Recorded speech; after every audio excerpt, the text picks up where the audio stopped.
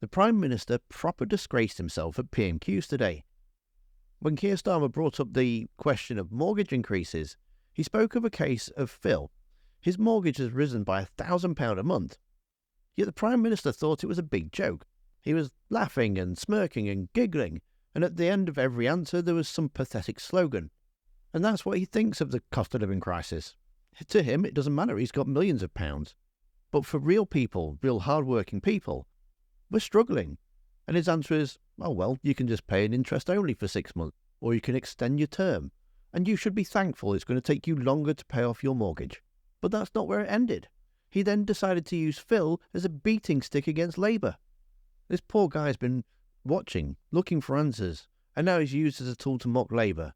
It's absolutely disgraceful. The Prime Minister should hang his head in shame. Phil is an allegory for the common people, and therefore the Prime Minister is not just laughing at Phil, he's laughing at us all. They have forfeited the right to be lecturing others about the economy. Somebody coming off a fixed-rate mortgage is going to be paying an average of £240 more each and every month. A constant reminder that working people are paying the price for the damage that they've done to the economy. This week, I met one of the employees at Iceland in Warrington, Phil.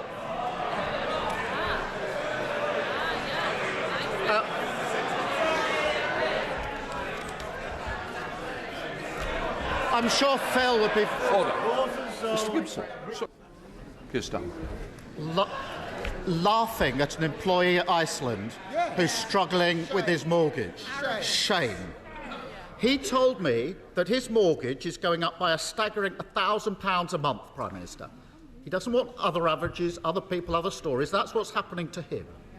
If the member for Mid Norfolk on £120,000 can't afford this Tory government, how on earth can people like Phil? Well, actually, Mr. Speaker, thanks to the management of the economy, Phil and millions of people like him are now ensuring that inflation is less than half of the rate that it was when we were talking a year ago, putting more money in their pocket. And thanks to this government, Phil and millions of other workers, not just at Iceland, but across the country, are benefiting this month in their pay packet for a tax cut worth hundreds of pounds for someone on an average salary. But I hope he explained to Phil the cost of his policies. Did he explain to Phil how Phil is going to have to pay for his £28 billion green spending spree? How it's going to cost Phil in higher taxes, more coming out of his pay packet? And did he explain to Phil that he'd be better off sticking with our plan rather than going back to square one with him? I would invite the Prime Minister to get in touch with Phil and explain to him how paying £1,000 more on his mortgage is making him better off, because that's not how he feels. He's just so out of touch. It's unbelievable.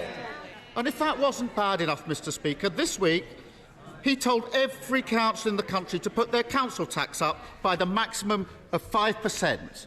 That's 26 tax rises now, Prime Minister. And he says everything's fine, people are better off. But when people see their mortgages going up, their council tax going up, food prices still going up, who does he expect them to believe? His boasts or their bank account? Minister!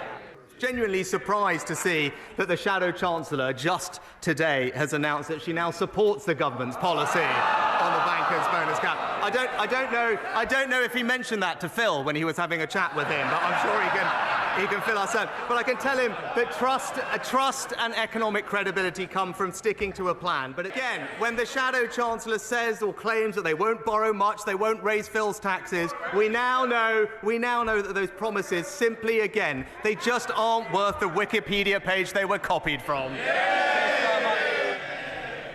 Mr. Speaker, I actually didn't expect him to be laughing at Phil. I did not expect him to be laughing at Phil, not addressing Phil. Rishi Sunak is completely out of touch with the British public and out of touch with reality. And when it's pointed out to him, it's clear that it's got him worried. And you can see what that's all about in the video that's on screen now. Don't forget to hit that like button. Thanks for watching, and I'll see you next time.